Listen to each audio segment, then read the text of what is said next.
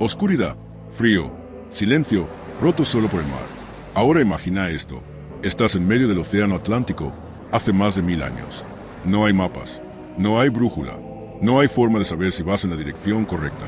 Solo agua, infinita, y debajo, nada. Pero aún así, seguís avanzando. Porque alguien dijo que al oeste hay tierra. Una tierra que nadie ha visto. Una tierra que no aparece en ningún mapa. Una tierra que, en teoría, no debería existir.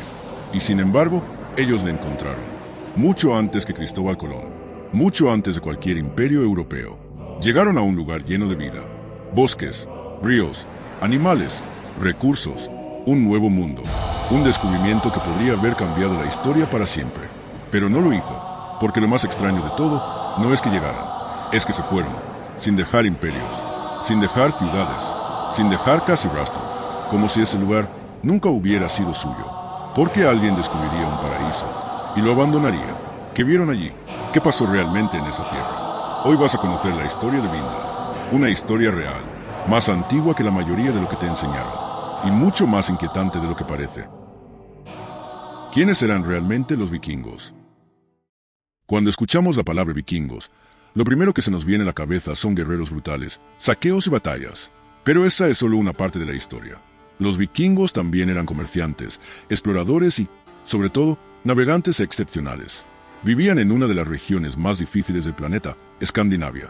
Tierras frías, montañosas, con inviernos largos y recursos limitados. Eso los obligó a adaptarse, y una de sus mayores habilidades fue el mar. Construyeron barcos avanzados para su época, capaces de resistir tormentas y recorrer enormes distancias. No tenían brújulas modernas. No tenían mapas precisos. Se guiaban por el sol, las estrellas, el comportamiento de las aves, incluso por el color del agua. Era navegación pura, casi instintiva. Y gracias a eso, empezaron a expandirse. Primero hacia Islandia, después hacia Groenlandia. Y desde ahí, dieron el salto más arriesgado de todos.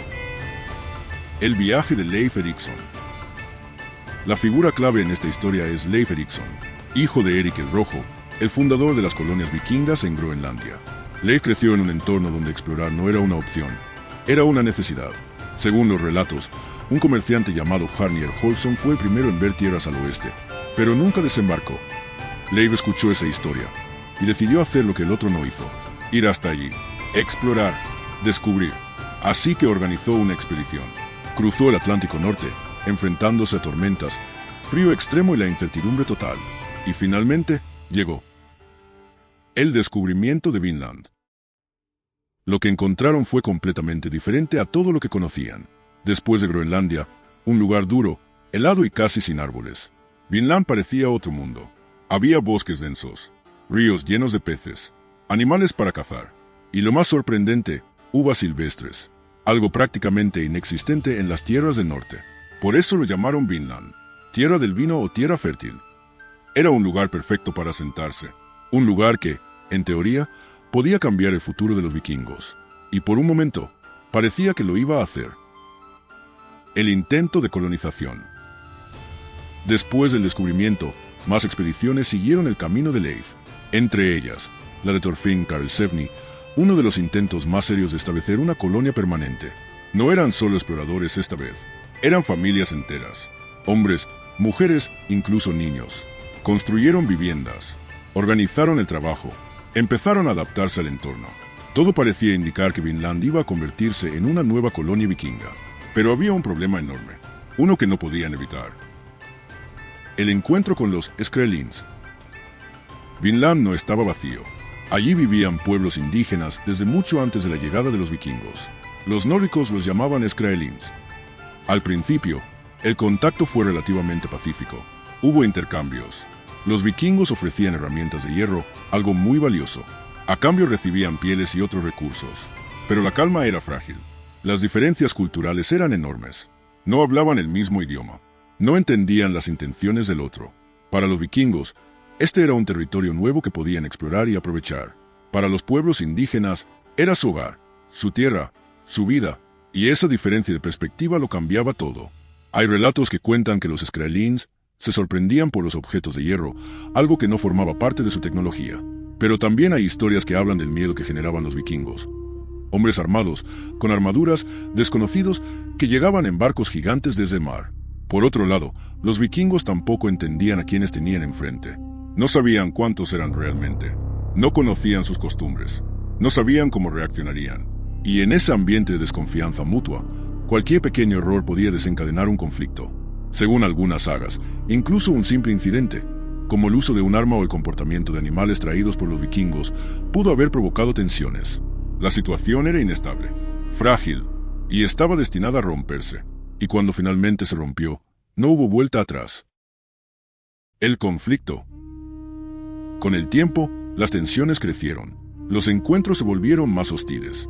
Hubo enfrentamientos, ataques, miedo constante, y los vikingos estaban en desventaja. Eran pocos, estaban lejos de casa, no tenían refuerzos constantes, y además, estaban rodeados por gente que conocía el territorio mucho mejor que ellos. Cada día que pasaba, la situación era más difícil, más peligrosa, más insostenible. La presión psicológica también jugaba un papel clave. Vivir con la sensación constante de amenaza, sin saber cuándo llegaría el siguiente ataque, desgastaba al grupo poco a poco. La incertidumbre, el aislamiento y el miedo terminaron debilitando no solo su posición, sino también su determinación. El abandono de Vinland. Y entonces llegó el punto de quiebre. Los vikingos entendieron algo fundamental. No podían quedarse, no porque el lugar no fuera valioso, sino porque no podían defenderlo. No podían sostener una colonia en esas condiciones. Así que hicieron algo que, para su época, era una decisión enorme. Se fueron, abandonaron Vinland, dejaron atrás todo lo que habían construido, y regresaron a Groenlandia, sin gloria, sin victoria, solo con la experiencia de haber llegado demasiado lejos. El misterio y la leyenda. Durante siglos, esta historia quedó en el terreno de las leyendas. Las únicas fuentes eran las sagas nórdicas, relatos transmitidos oralmente y escritos mucho tiempo después. Muchos pensaban que Vinland era un mito, una exageración, una historia inventada, hasta que, en el siglo XX, todo cambió. Se descubrieron restos arqueológicos en América del Norte que confirmaban la presencia vikinga. Eran reales, habían estado allí, pero aún así, el misterio no desapareció, porque seguimos sin saber muchas cosas. ¿Cuántas expediciones hubo realmente? ¿Cuánto tiempo estuvieron? ¿Intentaron volver más veces? ¿Hubo otros asentamientos que nunca encontramos?